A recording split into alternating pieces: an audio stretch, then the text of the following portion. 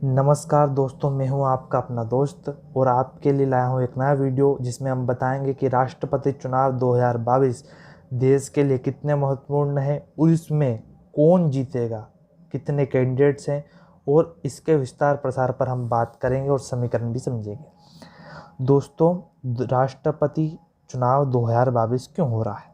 क्योंकि हमारे देश के अभी के राष्ट्रपति श्री राम नाथ जी कोविंद का कार्यकाल 2022 को ख़त्म हो रहा है और भारत के संविधान के अनुसार एक राष्ट्रपति का कार्यकाल 5 साल का होता है। 2022 को राष्ट्रपति चुनाव की घोषणा इलेक्शन कमीशन ऑफ इंडिया ने 21 जून को करी थी। इलेक्शन कमीशन ऑफ इंडिया ने बताया था कि 18 जुलाई को राष्ट्रपति चुनाव के मत डाले जाएंगे। ये मतपत्र से डाले जाएंगे और इसको आम जनता नहीं डालेगी, इसको केवल प्रदेश के एमएलए और राज्यसभा और लोकसभा के मेंबर्स ही डाल सकेंगे। 21 जुलाई को इसके नतीजे घोषित होंगे। अब हम समझते हैं समीकरण। साथियों, राष्ट्रपति चुनाव में जो वोटिंग होती है उस वोटिंग पैटर्न को समझते हैं। देखिए, राष्ट्रपति चुनाव में वोट कौन कौन करता है? आम जनता इसमें भाग नहीं लेती। इसमें भाग लेते हैं राज्यसभा लोकसभा के सांसद और प्रदेशों के एमएलएस। तो हमारे जो लोकसभा है उसकी टोटल कॉन्स्टिट्यूंसी गिनती है 543 और जो राज्यसभा है उसकी है टोटल 233 और 12 नॉमिनेशन। तो हम देखें तो एनडीए और यूपीए के कौन कौन से कैंडिडेट खड़े हुए हैं। एनडीए ने उड़ीसा की रहने वाली और उड़ीसा सरकार में पहले मंत्री रह चुकी हैं और विधायक भी रह चुकी हैं द्रौपदी मुर्मू, जो कि एक आदिवासी चेहरा है, उनको एनडीए ने राष्ट्रपति चुनाव का उम्मीदवार बनाया है। और विपक्ष ने एक संयुक्त उम्मीदवार खड़ा करा है जो कि है यशवंत सिन्हा, जो कि पहले बीजेपी में थे, यानी कि एनडीए में थे, मंत्री भी रह चुके हैं अटल जी की सरकार में, किंतु मतभेद के कारण उन्हें संयुक्त विपक्ष ने उन्हें खड़ा करा है संयुक्त उम्मीदवार के रूप में। अब हम देखते हैं समीकरण क्या रहेंगे इस चुनाव में समीकरण ये रहेंगे कि लोकसभा में भारतीय जनता पार्टी के पास बहुमत 355 सांसद हैं और उसको योजन समग्र आयु वाईएसआरसीपी और बसपा और बीजेड, जो कि ओडिशा की जो एनडीए कैंडिडेट है, तो लाजमी था कि उनका समर्थन देगी बीजेड। तो बीजेड ने उनको समर्थन दिया है, तो इससे 400 सांसद हो गए भारतीय जनता पार्टी के लोकसभा में। 400 सांसदों। दोस्तों, एक महत्वपूर्ण बात मैं आपको बताता हूँ कि एमएलए और एमपीस के वोट को पावर में डिवाइड करा गया है। कैसी पावर?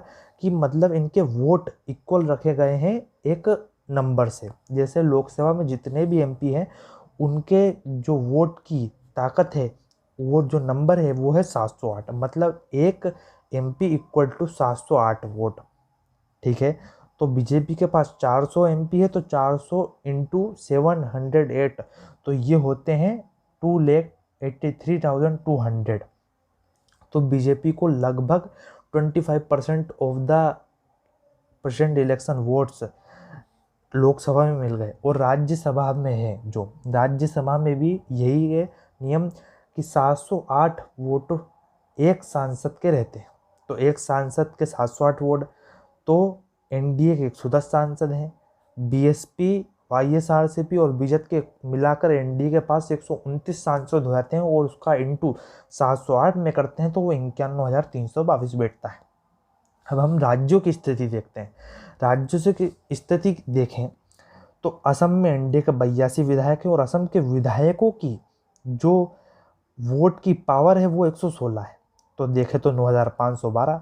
अरुणाचल प्रदेश में 54 विधायक हैं, वहाँ के विधायकों की पावर 8 है, 432 वोट होते हैं। बिहार में 127 एमएलए हैं एनडीए के और 173 वोटिंग पावर से वो 21,971 होते हैं। ऐसे ही हम सभी राज्यों का देखें तो आंध्र प्रदेश में 159 वोटिंग पावर है, छत्तीसगढ़ में 129, दिल्ली में 58, गोवा में 20, गुजरात में 147, हरियाणा में 112, हिमाचल प्रदेश में 51, झारखंड में 72, मध्य प्रदेश में 131, महाराष्ट्र में 175, मणिपुर में 18, मेघालय में 17, मिजोरम में 9, ओडिशा में 149, पंजाब में 116, राजस्थान में 129, और हम देखें तो तमिलनाडु में 176, उसके बाद तेलंगाना में 132, त्रिपुरा में 26, उसके बाद उत्तर प्रदेश जो आता है वो सबसे इम्पोर्टेंट है, और यहाँ के विधायकों की वोटिंग पावर जो है वो 208 है, सबसे ज़्यादा ऑल इंडिया में, क्योंकि प्रदेश में आबादी भी अच्छी खासी है और विधानसभा की सीटें भी अच्छी खासी हैं। और उत्तराखंड में 64, और जो बंगाल है, वेस्ट बंगाल, वहाँ पे 151 है एमएलए की वोटिंग पावर। इन सबको मिलाकर देखें तो टोटल जो एनडीए का समर्थन होता है वो 6,24,754 वोट का होता है, और टोटल 10,98,903 वोट हैं कायम में राष्ट्रपति चुनाव में। जो 10,98,903 वोट हैं, इनको कास्ट कौन कौन करता है? इनको कास्ट करते हैं पूरे ऑल इंडिया के विधायक। ऑल इंडिया में विधायक कितने हैं? ऑल इंडिया में ऐसे तो ज़्यादा विधायक हैं, किंतु आज की परिस्थिति में 4,033 एमएलए हैं, क्योंकि 90 एमएलए जम्मू और कश्मीर के हट गए, क्योंकि वहाँ की विधानसभा भंग है और वहाँ पर अभी चुनाव नहीं हुए, तो वहाँ की लेजिस्लेटिव असेंबली क्लियर नहीं है। ठीक है, तो बीजेपी को चाहिए थे 10,98,903 में से 5,49,452, पर उसके पास 6,24,754। अब विपक्ष में बचे वोट हैं। विपक्ष दावेदारी जो कर रहा है जीतने की चुनाव, वो जीत नहीं सकता। क्यों? क्योंकि बीजेपी के पास बहुमत क्रॉस कर गया है। संयुक्त विपक्ष को उम्मीद थी वाईएसआर से, बीएस से और बसपा से कि वो ये तीनों पार्टी बीजेपी को सपोर्ट करेगी, संयुक्त विपक्ष को सपोर्ट करेगी, पर ये संयुक्त विपक्ष को सपोर्ट ना कर इन्होंने बीजेपी को सपोर्ट करा। ओडिशा से आती हैं तो इसलिए बीजेपी ने समर्थन कर दिया, बीएसपी ने इसलिए समर्थन कर दिया क्योंकि वह दलित चेहरा है, और वाईएसआरसीपी ने बीजेपी से अच्छे कंडीशन होने के चक्कर में उसको वोट देने का ऐलान कर दिया। अब औपचारिकता बची है दोस्तों, किंतु अभी भी अगर संयुक्त विपक्ष चाहे तो कुछ न कुछ कर अपना राष्ट्रपति पद को जिताने की क्षमता जरूर करेगा।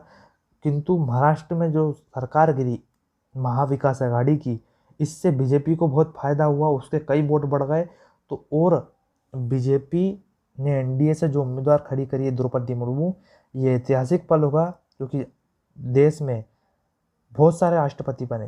पहली राष्ट्रपति महिला राष्ट्रपति प्रतिभा पाटिल थी, दूसरी द्रौपदी मुर्मू हो रही। ये देश के लिए गर्व की बात है कि दूसरी महिला अगर जीतती हैं द्रौपदी मुर्मू, तो वो दूसरी महिला राष्ट्रपति होगी भारत देश की। इसी के साथ मैं आप सबसे आज्ञा लेता हूँ। जय हिंद, जय भारत। हमारे न्यूज़ चैनल को देखते रहिए। आपका अभिनंदन।